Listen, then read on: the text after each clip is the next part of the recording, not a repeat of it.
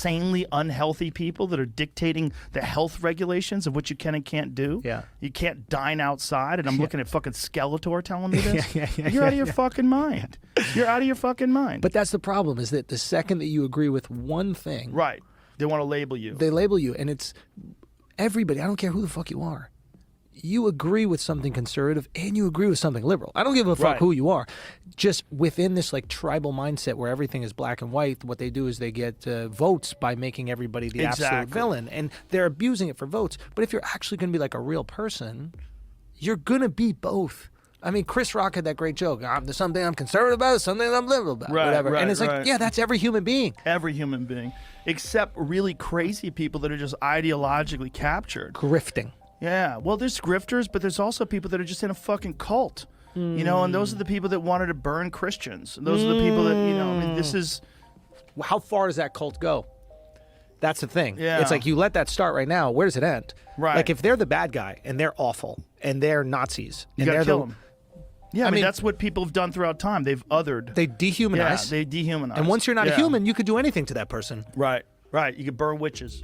It's a witch. You could harass them. You could harass their families. Oh, yeah. And it's okay because they disagree with you and they agree with something quote-unquote evil. Exactly. When you might agree with something that your side also thinks is evil. Right. But you're not willing to admit it because you're scared. Right. They'll whisper it to you. Exactly. I am with you on this one. We meet all these people. Like, I talk to these, sometimes these motherfuckers from, like, super liberal organizations will, like, DM me, and I'll ask them about it. Yeah. And they're honest in the DMs. And I'm like, you fucking phony? Yeah. You fucking phony, dude. It's a grift. That's where I think it's a grift. I think it's more of a cowardice than a grift. Yeah. With a lot of folks, they're just scared of encountering the wrath of the cult. You just got to be careful that when you have the wrath of the cult, that you don't ease into the comfort of the side that supports you. Right. Because you'll feel their wrath the second you move away from them. Right. You're a man on an island, and it's hard to be on an island because now both sides can be upset at you. Right. It's like, yeah, that's the trickiest thing. When you feel like the total wrath of the opposition, it's hard to be like, but they do have a point about these certain things. You got to do that, though. You have to, or else you just become the same fraud that you hate. Yeah, you become them, and I don't subscribe to that. I think you have to always say what you actually think about things and look at them objectively if you can.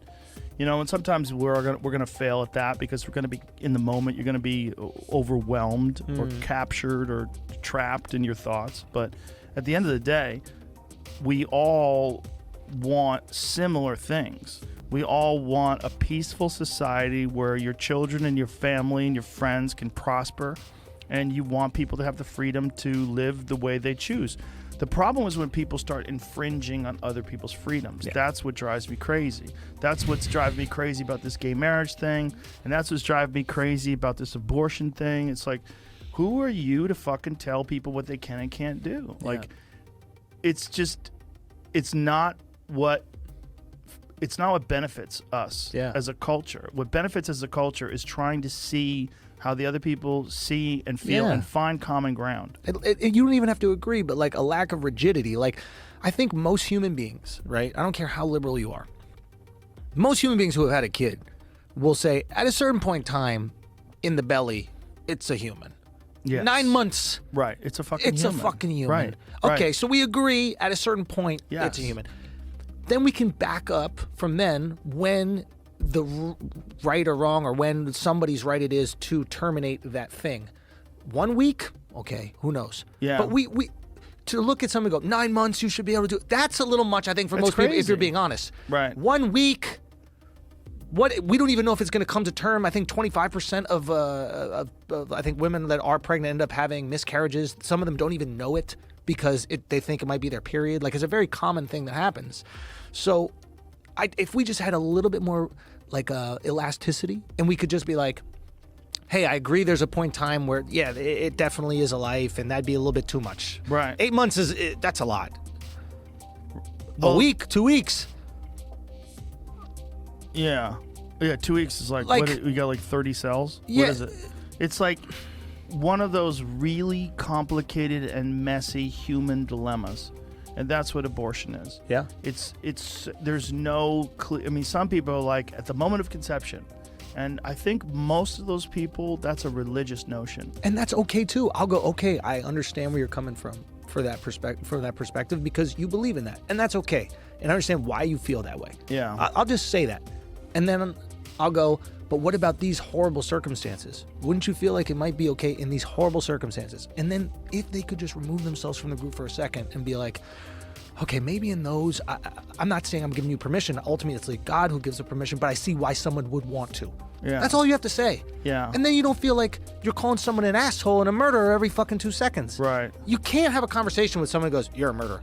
But then you have people that like show up at these rallies and like brag about how many abortions they've had. That's and, the like, extreme that we're that's talking the about. extreme. It's just like, and that drives you're people. proud of that? It polarizes people in the opposite way. Yeah. You know, there's a funny clip, not funny, but it's very telling, from Joe Biden, and it's from like the 1980s, where he said abortion should be legal and it should be rare. And you know, and that it's always tragic, but it should be rare. And it's, you know, it's very interesting because it's such a nuanced perspective in comparison to the way he talks about it now. And just the party, like the party has a line. Like someone told me this of Elizabeth Warren, that what she does is she has interns that search on Twitter for how people think about things. And then she just takes that that's what she runs with. That's what she talks about. I don't know if that's true, but I knew if you want to say like cynically about certain politicians, for sure they do that. There's certain politicians that don't give you any feeling whatsoever of sincerity and of being a real human being. They seem like they're just poll machines. You know, and that's a job.